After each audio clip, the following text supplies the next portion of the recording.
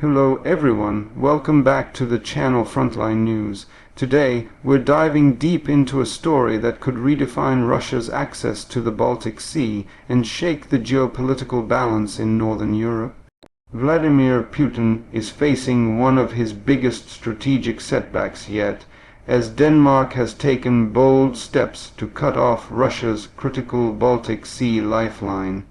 What's unfolding here is not just another diplomatic dispute.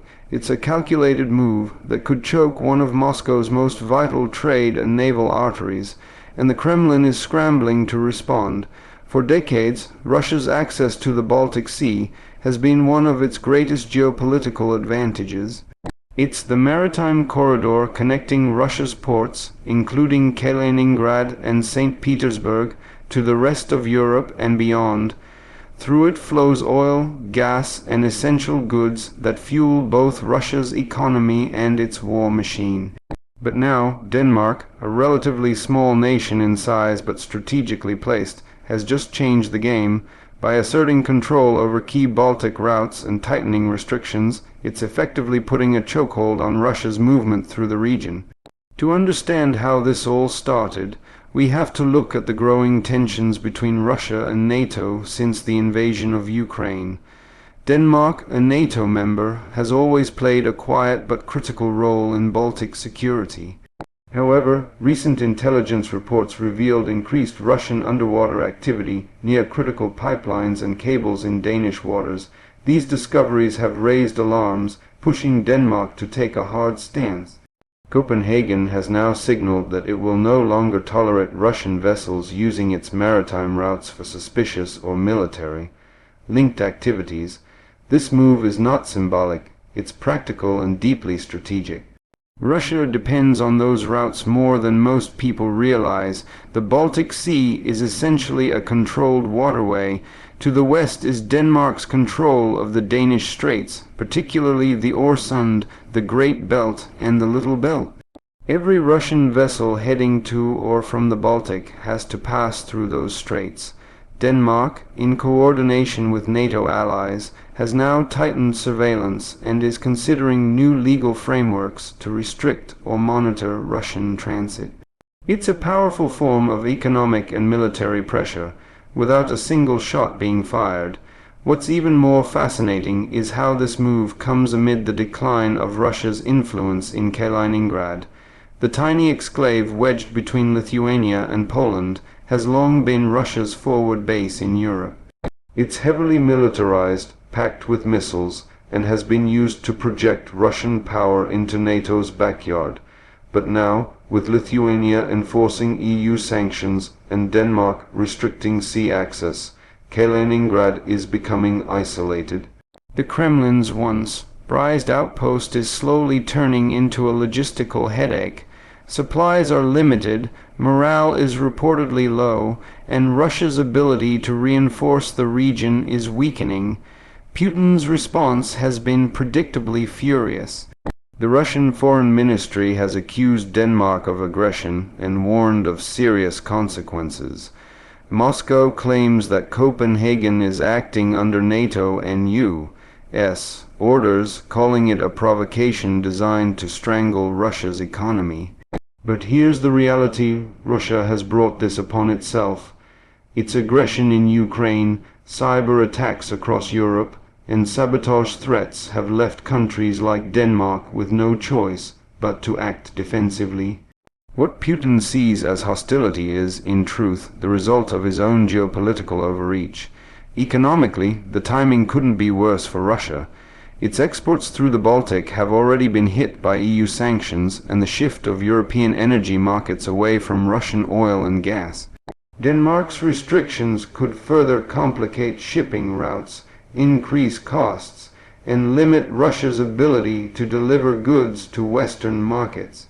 Even the trade with friendly nations could face logistical nightmares, as insurance companies and maritime authorities hesitate to deal with ships suspected of carrying Russian cargo through restricted waters.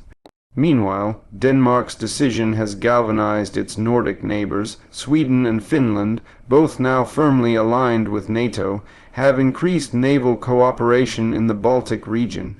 The three countries are sharing intelligence, conducting joint patrols, and preparing for hybrid threats like underwater sabotage or disinformation campaigns.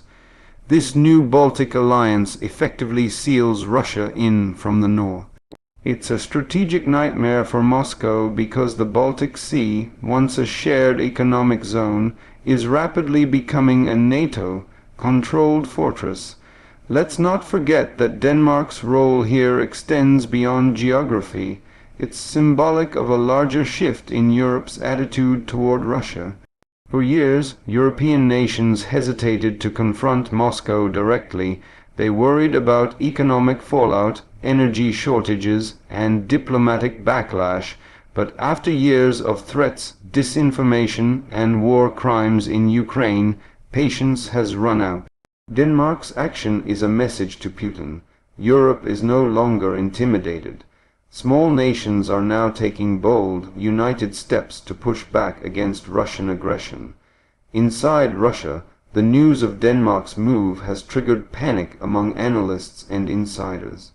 Military commentators warn that Russia's Baltic Fleet, based in Kaliningrad and St. Petersburg, could face serious operational limits.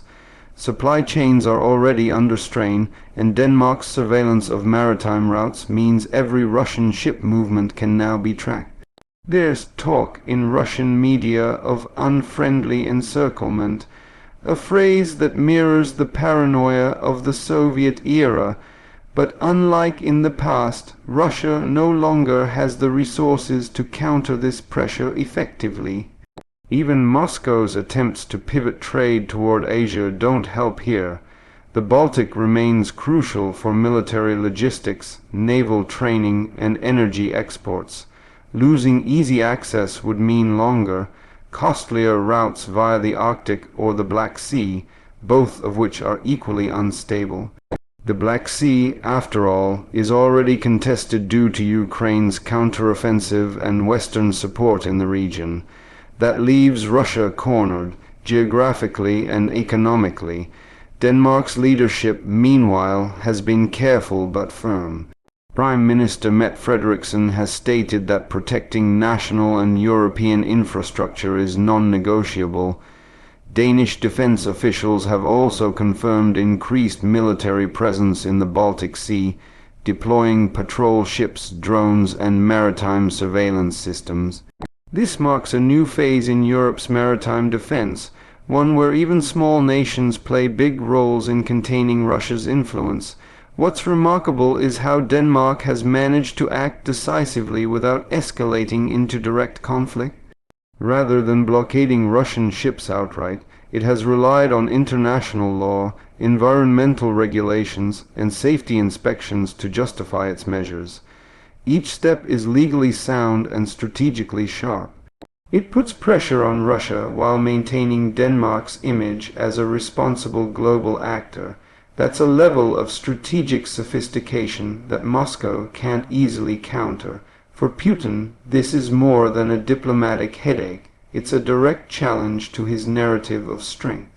The Kremlin has long portrayed Russia as a maritime and military power that cannot be contained, but now a single Nordic nation has effectively done just that. It exposes the limits of Russia's power projection and the fragility of its alliances. Even Russia's closest European partners, like Hungary and Serbia, are hesitant to get involved in this dispute, fearing economic blowback or NATO pressure. This move also reveals the growing importance of infrastructure warfare in modern geopolitics.